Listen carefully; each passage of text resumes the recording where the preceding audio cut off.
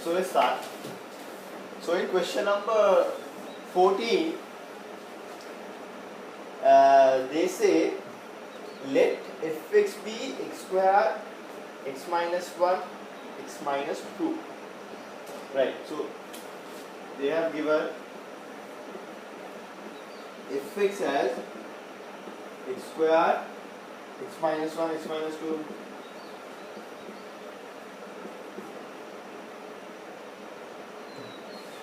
So then they are saying x is not equal to 1 and x is not equal to 2, right? So then they are saying show that f dash x, the derivative of fx, is given by the given equation. So we just need to differentiate this. So let's see what's the answer we get from differentiation. So f dash x. So x minus 1, x minus 2, so the square is here, then you put this here, x minus 1, x minus 2, then you differentiate this part, that is 2x minus, then you take this part and then you differentiate this part. So this is a multiplication, so you take x minus 1 and then differentiate this part, that is 1, then you take this part, then you differentiate this. Right, so now we need to simplify this and get the answer. Correct, no? So right, so let's see. So now I'm going to take x out. So then I will get 2 times, this is x square minus 2x minus x plus 2.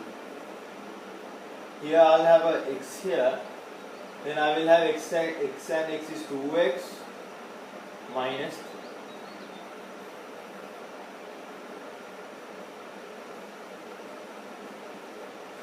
Right now, so then I can get, so I'm going to further expand this, 2x square, so this is going to be minus 3x into 2 is going to be minus 6x plus 4 minus 2x squared plus 3x,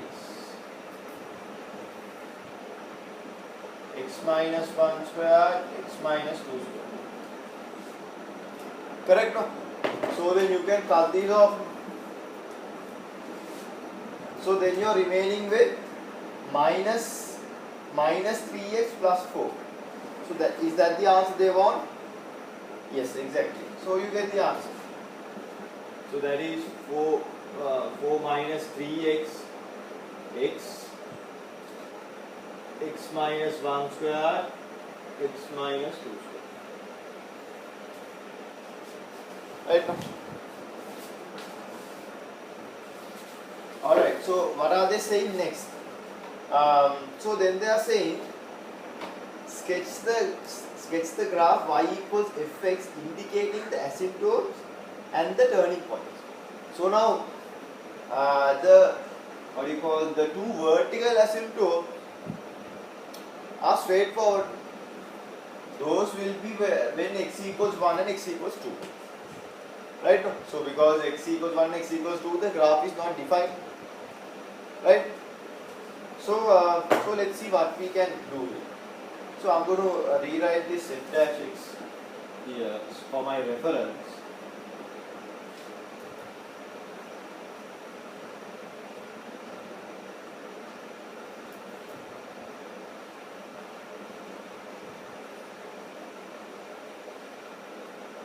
Right, so now let's draw the graph.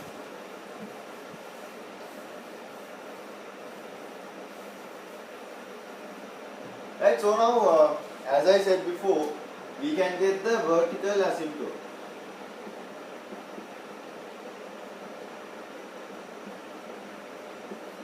That is x equals 1 and x equals 2. So now this is straightforward. Then what else? So we need the turning points as well. So now let's see how to get the turning point. So in order to get the turning points, for turning points, f dash x is 1. That is 0. No? So now if I take this, so x 4 minus 3x, x minus 1 squared, x minus 2 squared is going to be 0. Right? You know that x is not equal to 1 and x is not equal to 2. So we can actually, we don't need to consider this part. No? So then you get x 4 minus 3x equals 0. That is x equals 0, right? And x equals what?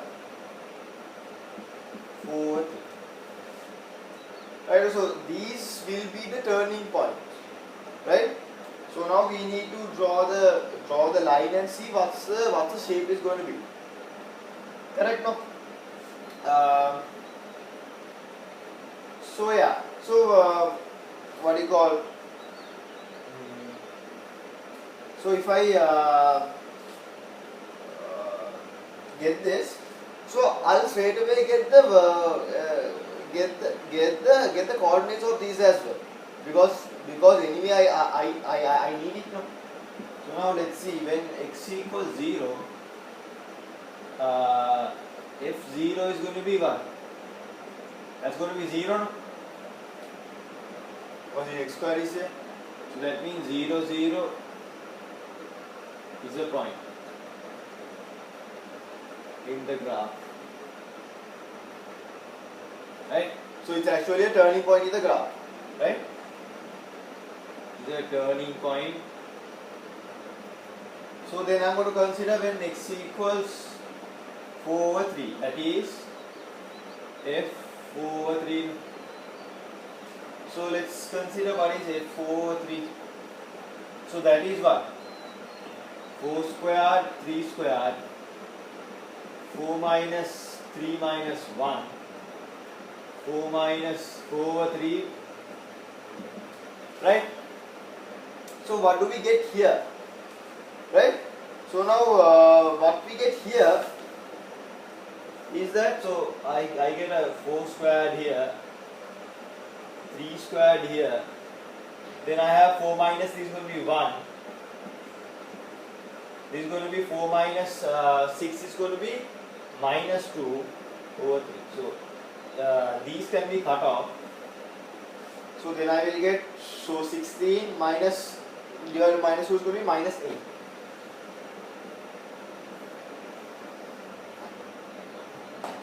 Correct, no? So basically what we can say is that this will be equal to minus 8. Right, so we have 0, 0 and 4, 3 minus 8 as turning points.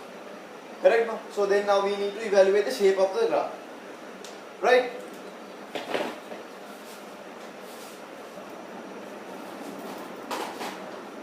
Alright. So now we have got the vertical asymptotes, we have got the turning points. Right? So we need to get the limits and get the horizontal asymptotes. Apart from that, we need to get the shape. So that if we have all this, we can draw the graph. Correct, no? So I'm going to write this as bit of a summary here. Vertical asymptote is going to be x equals 1, x equals 2. Then turning point is going to be 0, 0 and 4, 3 minus 2. Right, so I have what I have found for now.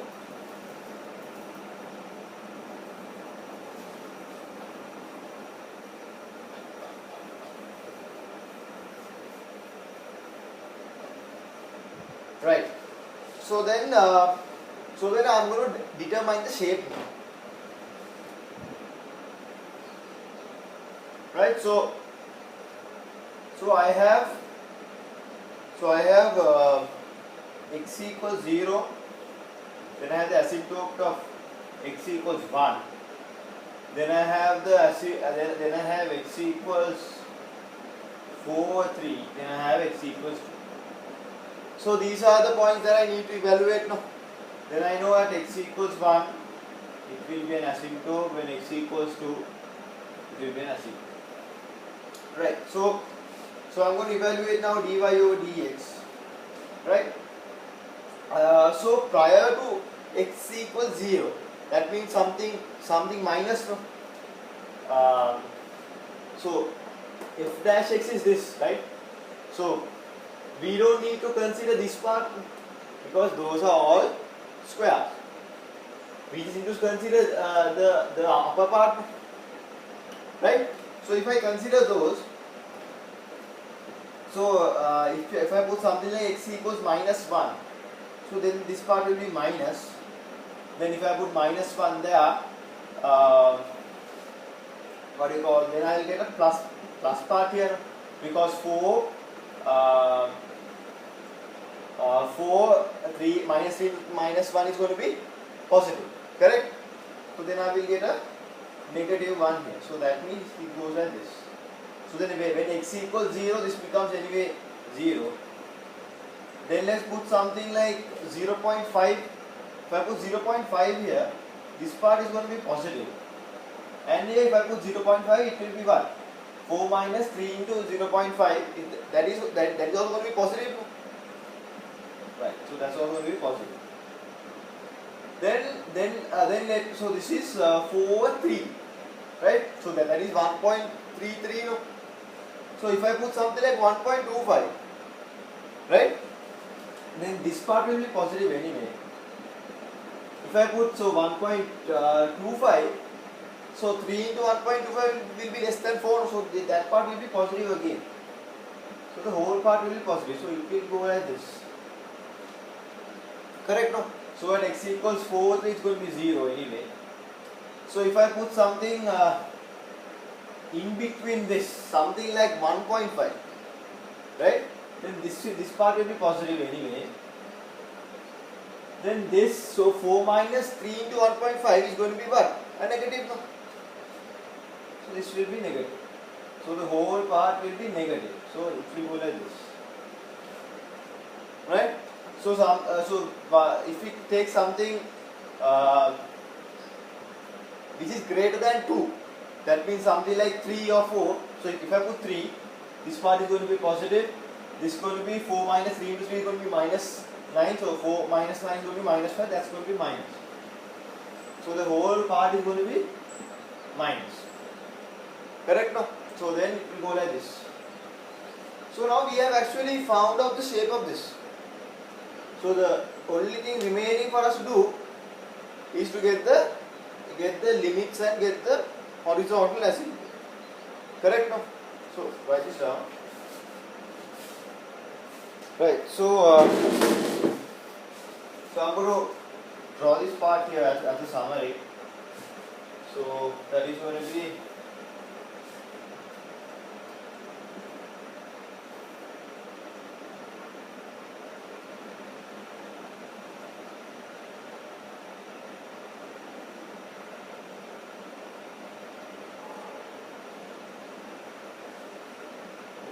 like this.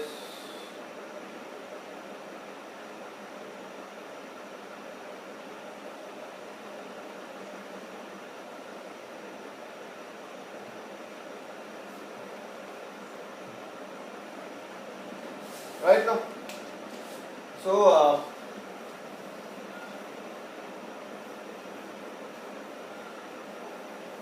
now we need to get the limits. So now let's take the limits and see. Right? So I'm going to take the limit when x goes to infinity. Right? Fx. That is when limit goes to x equals infinity. X squared, x minus 1, x minus 2. So that is limit x goes to infinity, x squared. So I'm going to take x out in both of these. So then I'll get x squared 1 minus 1 over x, 1 minus 2 over x. Correct, no? So I can cut this off, no? Right? Then when limit, so then I can put the limit inside of these.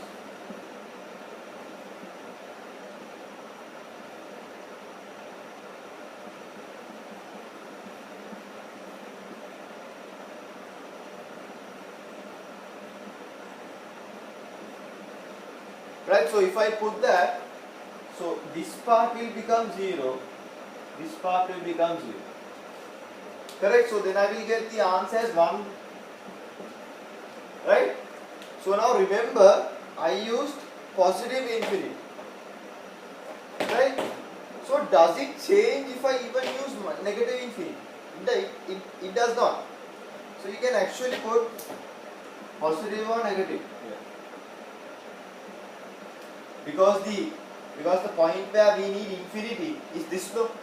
So 1 over infinity will be 0 if it's either positive or negative infinity. So you get the limit as this. So then here you get 1. No, that means y equals 1, right? Is what? So y equals 1 is the horizontal asymptote.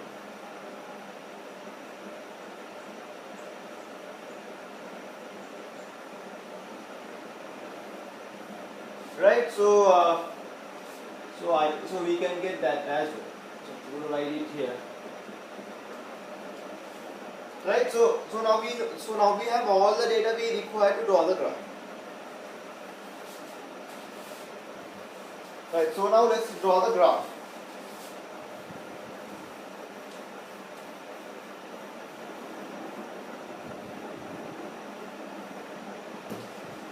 Right? So now we have all these, so we can actually start drawing. Now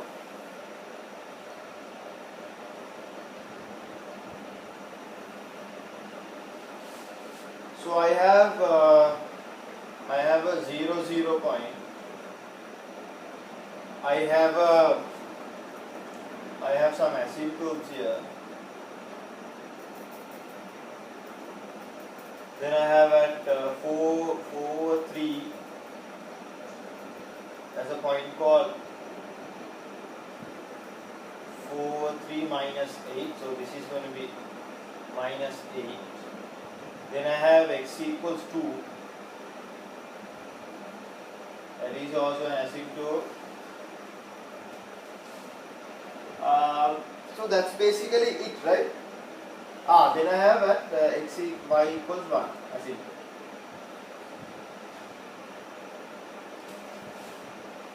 So from here we can draw this.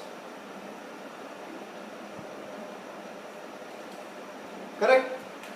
So now if we draw this now, I will get, so the shape will be like this now.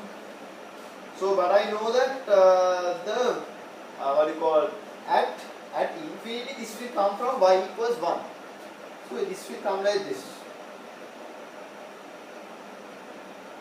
And then this will go up now. Correct? And then 1. So now I'm considering when x equals 1 and between 2. So it will come up and this will have a maximum, right? So if this has a maximum, it should start from the bottom now, and it should come up, right? So here you will get something like this, and it should go down, correct? No? Then what? So when considering after x equals 2, it has a downward slope, but it has a limit, but it will at the infinity it will go to y equals 1, correct? So it will start from here and then it will go like this. So this is going to be the graph required. So this is going to be the fx, right? Now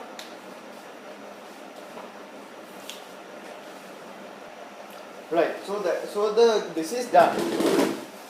So what are they asking next? So then they are asking, using the graph, solve the inequality.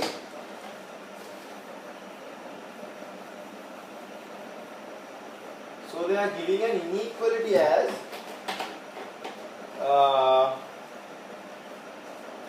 x squared x minus 1 x minus 2 is less than or equal to 0. Right, so now what is this? So this is basically fx. So they are asking what are the x values when fx is less than 0. Right, so if I see the graph, I know that what do you call x becomes less than or equal to 0 in this region and at here. So at here, at when x equals 0, the what you call fx is going to be 0. So that is one requirement. And then at this part, fx is going to be minus. Correct? So the answer will be what? X equals 0 and x is between 1 and 2. Correct? So this will be the answer we want. Right? Right. So part B. So part B. So they give us a small picture. So the shaded region shown in the adjoining figure of area of 385. So let's draw this figure.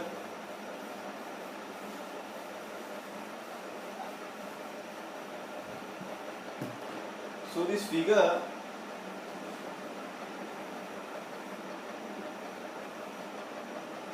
this has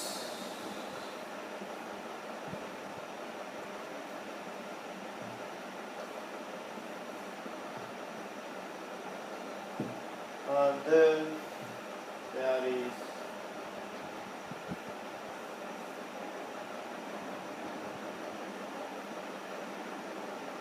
something like this, no? Right? So in this figure, this whole part is 3y, right? This part is y. This part is also y. That means this part is also y. And then this whole part is 5x. This part is 2x. This part is 2x. And this part is x. And then this part is y.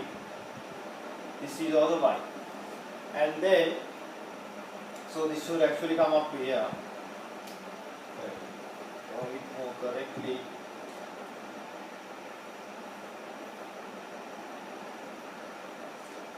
So this is basically x. Right? So here as well, this is going to be y.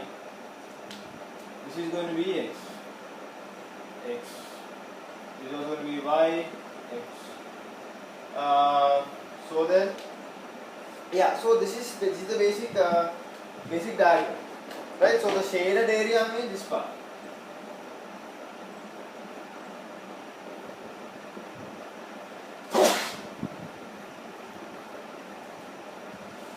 Correct, bro? So now let's find this now.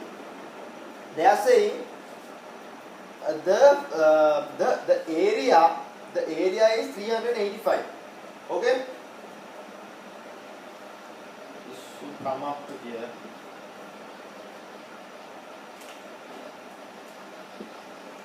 So the total area is going to be 385.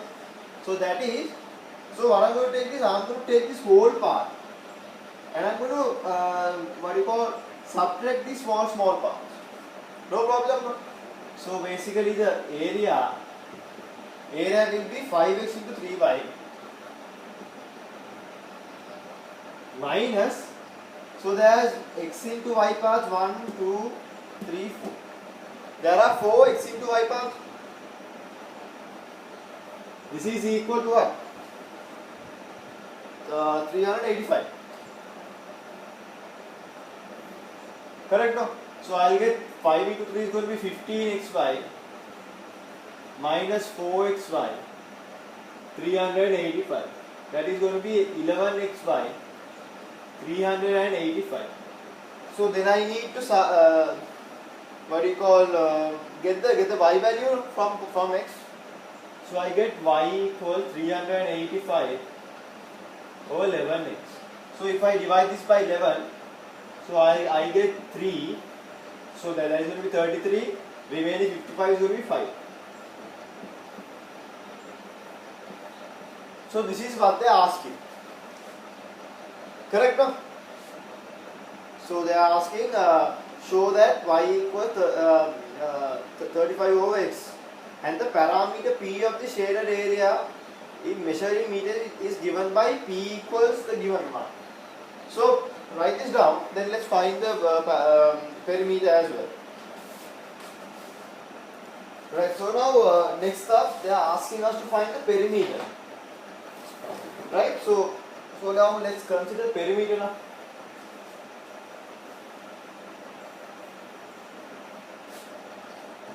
I'm going to keep this here. Right. So now I need to get the perimeter. Right. So what I'm going to do here is this. If these parts are not cut off, what's going to be the perimeter? So that is going to be 5x plus 3y into 2. So here, if you look closely, that whole part is still there. We just have additional these parts. We just have additionally this part 1, 2, 3, 4, 5, 6, 7, 8. We just additionally have those parts, but the usual perimeter is still there. Correct? So how many additional x parts are there? How many additional y parts are there? So additional x part is 1, 2, 3, 4. So additionally y also we have 1, 2, 3, 4. Right? So if I take the normal perimeter and if I add those stuff, we can get the perimeter. So that's how I'm going to do. So the perimeter will be 5x plus 3y into 2. So that is the usual one. Then I'll have additionally 4x, additionally 4y. Correct? No?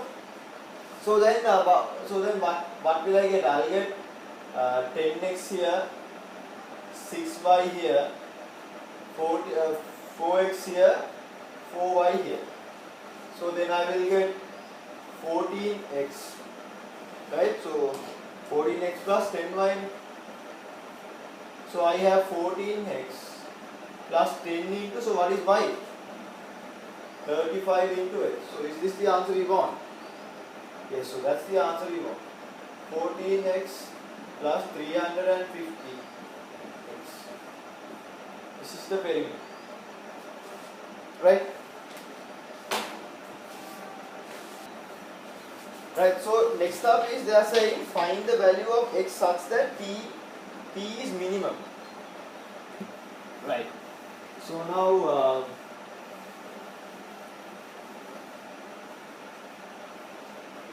now this is the differentiation part actually. So we can get px as 14x plus 350 over x. Correct? No? So now we need, in order to get px minimum or maximum, we need to get dpx over dx 0. Correct? No? So we still don't know if it's going to be a minimum or maximum, but obviously because the question says it should be a minimum, but like we have to see. Correct? No? So let's take the dpx over dx. We will get 14 here. You will get what? You will get minus 350 x squared, right now. So here what you have to do, we have to equal this to 0, right now. So then I'll get 14 equal 350 over x squared, right? So then I will get x squared as what? 350 over 14. So that is going to be 25. So x can't be negative here, no, because this is the actual object, right? So then this should be 5 square. So that should be positive 5 square. That means x should be 5, right? So now we actually, but the answer is this, but then we have to show this, no? So when x can't be less than 0, so x equals 0, x equals 5. So then we need to take dpx over dx. So put something like 1 here. So if I put something like 1, I'll get 14 minus 350. That is going to be what? That's going to be a minus. This is going to be 0. If you put something greater than 5, that means if you put something like 10, this is going to be positive. So then we know that at x equals 5, px is minimum. So that's the answer we want.